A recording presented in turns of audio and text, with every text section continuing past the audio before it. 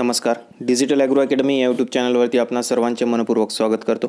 आपणा सर्वांसाठी अत्यंत महत्त्वपूर्ण अतिशय उपयुक्त अशी माहिती आत्ताच्या व्हिडिओमध्ये घेऊन आलो आहे. ती म्हणजे राज्यातील पावसाची अपडेट.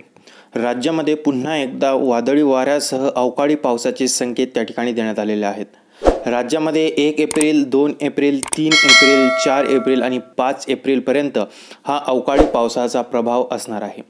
हा पाऊस जो आहे तो अनेक भागांमध्ये राज्यातील सक्रिय राहणार आहे. अनेक भागांमध्ये वादळी वाऱ्यासह व मेघगर्जनेसह पावसाची सक्रियता असेल. तर तेच आपण या व्हिडिओमध्ये बघणार आहे की कोणत्या भागामध्ये नेमका वादळी वाऱ्यासह अतिशय जोरदार अवकाळी अशा प्रकारचा पाऊस राहील, कोणत्या भागामध्ये मध्यम स्वरूपाचा, तर कोणत्या भागामध्ये पावसाची सक्रियता ही कमी असेल, याची संपूर्ण सविस्तर माहिती या व्हिडिओमध्ये आपण जाणून घेणार आहे.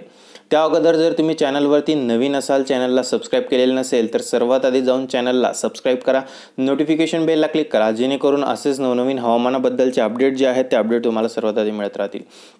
या व्हिडिओमध्ये आपण हवामान अभ्यासक पंजाबराव डक आणि हवामान खात्याचा इशारा काय आहे हे अंदाजसुद्धा बघणार आहे. त्यासाठी व्हिडिओ शेवटपर्यंत बघा. चला तर वेळ वाया न घालवता आपण आपल्या विषयाला सुरुवात करूया. तर राज्यामध्ये जे आहे 1 एप्रिलपासून ते 5 एप्रिलपर्यंत जोरदार अशा प्रकारचा अवकाळी पाऊस सक्रिय राहणार आहे.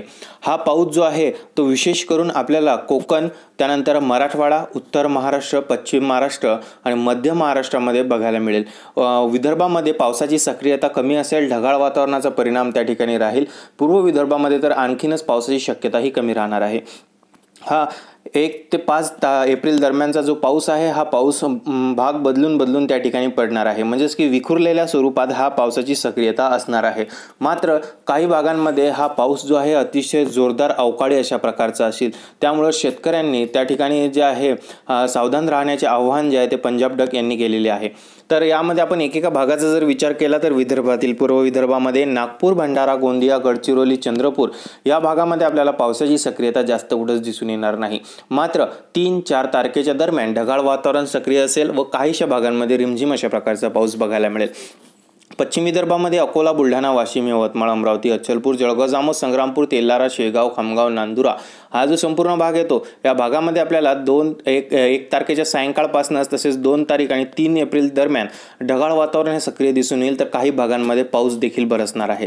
त्यानंतर मराठवाड्याचा विचार केला तर मराठवाड्यामध्ये हिंगोली, परभणी, नांदेड या भागामध्ये मात्र आपल्याला पावसाची सक्रियता बघायला मिळेल. वादळी वाऱ्याचा परिणाम सुद्धा त्या ठिकाणी असू शकतो. 2-3 एप्रिल दरम्यान ही पावसाची सक्रियता असेल. त्यानंतर बीड, जालना, छत्रपती संभाजीनगर, धाराशिव, लातूर हा जो संपूर्ण परिसर येतो या परिसरामध्ये मात्र वादळी वाऱ्यासह व मेघगर्जनेसह अवकाळी पाऊस होणार आहे.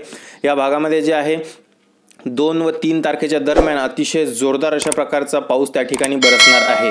याची सर्वांनी नोंद घेणे गरजेचे आहे. त्यानंतर मध्य महाराष्ट्रामध्ये सातारा, सांगली, सोलापूर, कोल्हापूर, पंढरपूर या भागामध्ये देखील अवकाळी पावसाची सक्रियता असणार आहे. वाऱ्यासह ही पावसाची सक्रियता असेल. या भागामध्ये 1 तारखेच्या सायंकाळपासूनच 1 एप्रिलच्या सायंकाळपासूनच वातावरणामध्ये बदल होण्यास सुरुवात होईल आणि 1 तारखेच्या रात्री 2 एप्रिलला पावसाची जोरदार सक्रियता जी आहे ती या भागामध्ये आपल्याला बघायला मिळेल.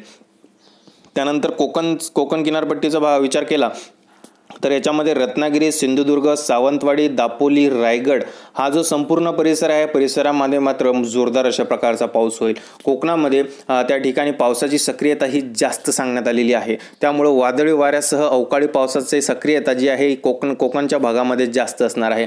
विशेष करून जी समुद्र किनारपट्टी लगतची जी गावे आहेत त्या गावांना त्या ठिकाणी सतर्कतेचा इशारा सुद्धा देण्यात आलेला आहे. त्यानंतर पश्चिम महाराष्ट्रामध्ये नगर व पुण्याचा जो भाग आहे या भागामध्ये देखील पावसाची शक्यता असेल. ढगाळ वातावरण हे 5ही दिवस सक्रिय राहणार आहे. त्यानंतर 1 तारीख 2 व 3 एप्रिल दरम्यान या ठिकाणी पावसाची शक्यता आपल्याला बघायला मिळेल. वादळी वाऱ्यासह काही भागांमध्ये पाऊस राहील तर काही भागांमध्ये मध्यम स्वरूपाचा पाऊस असेल. मुंबई, ठाणे, पालघर परिसरामध्ये जास्त प्रमाणात पाऊस नसेल. मात्र काही भागांमध्ये मध्यम स्वरूपाचा अवकाळी अशा प्रकारचा पाऊस बरसताना दिसून येईल. त्यानंतर उत्तर महाराष्ट्रामध्ये नाशिक, इगतपुरी, त्र्यंबकेश्वर परिसरामध्ये मध्यम स्वरूपाच्या पावसाच्या सरी बरसताना दिसून येतील.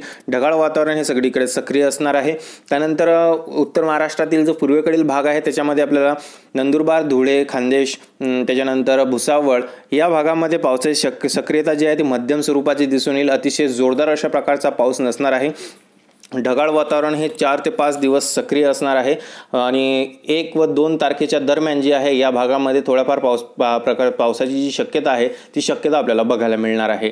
त्या अशा प्रकारे जे आहे संपूर्ण राज्यामध्ये 1 एप्रिलपासून ते 5 एप्रिलपर्यंत पावसाची शक्यता सांगण्यात आलेली आहे। अतिशय जोरदार असा अवकाळी अशा प्रकारचा पाऊस जो आहे तो अनेक भागांमध्ये होणार आहे, तर काही भागांमध्ये मध्यम स्वरूपाच्या पावसाच्या सरी बरसताना दिसून येतील। मात्र ढगाळ वातावरण जे आहे ते सगळीकडे सक्रिय असेल। या दरम्यान जे आहे हवामान अभ्यासक पंजाबराव डक यांनी सर्व शेतकऱ्यांना आवाहन केलेलं आहे, ज्या शेतकऱ्यांचा कांदा वगैरे काढलेला आहे त्यांनी कांदा झाकून ठेवा। जसेच ज्या शेतकऱ्यांनी उन्हाळी ज्वारीची पेरणी केली आहे त्यांनी सुद्धा पिकाची काळजी घ्यावी। वीट भट्टीवाल्यांनी सुद्धा विटा झाकून ठेवाव्या, अशाच प्रकारचे आवाहन जे आहे ते हवामान अभ्यासक पंजाबराव डक यांनी सर्वांना केलेले आहे।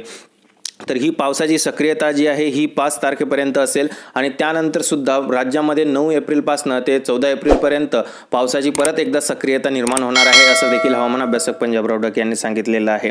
तर आताचा जो पाऊस आहे हा पाऊस आपल्याला संपूर्ण राज्यामध्ये भाग बदलत बरसताना दिसून येईल, म्हणजेच की विखुरलेल्या स्वरूपात अशा प्रकारचा हा पाऊस दिसून येणार आहे। तर ही पावसाची सक्रियता जी आहे ही जास्त करून कोकणपट्टी, त्याच्यानंतर पश्चिम महाराष्ट्र, त्याच्यानंतर मध्य महाराष्ट्र, मराठवाड्याचा जो आहे तो पश्चिमेकडील भाग या भागांमध्ये जास्त करून ही पावसाची सक्रियता दिसून येणार आहे। इतरत्र भागांमध्ये मध्यम स्वरूपाचा पाऊस असेल व ढगाळ वातावरण हे सक्रिय राहणार आहे। तर हीच होती आपली 1 एप्रिलपासून ते 5 एप्रिलपर्यंतची पावसाची अपडेट। तर ही अपडेट तुम्हाला कशी वाटली ते आम्हाला कमेंट बॉक्समध्ये कमेंट करून नक्की कळवा आणि आतापर्यंत जर तुम्ही चॅनलवरती नवीन असाल, चॅनलला सबस्क्राईब केलेलं नसेल तर सर्वात आधी जाऊन चॅनलला सबस्क्राईब करा, नोटिफिकेशन बेलला क्लिक करा, जेणेकरून असेच नवनवीन हवामानाबद्दलचे अपडेट तुम्हाला सर्वात आधी मिळत जातील। चला तर आता आपण भेटूया पुढील भागात नवीन विषयासोबत, नवीन हवामानाच्या अपडेटसोबत। तोपर्यंत मी इथंच थांबतोय। धन्यवाद।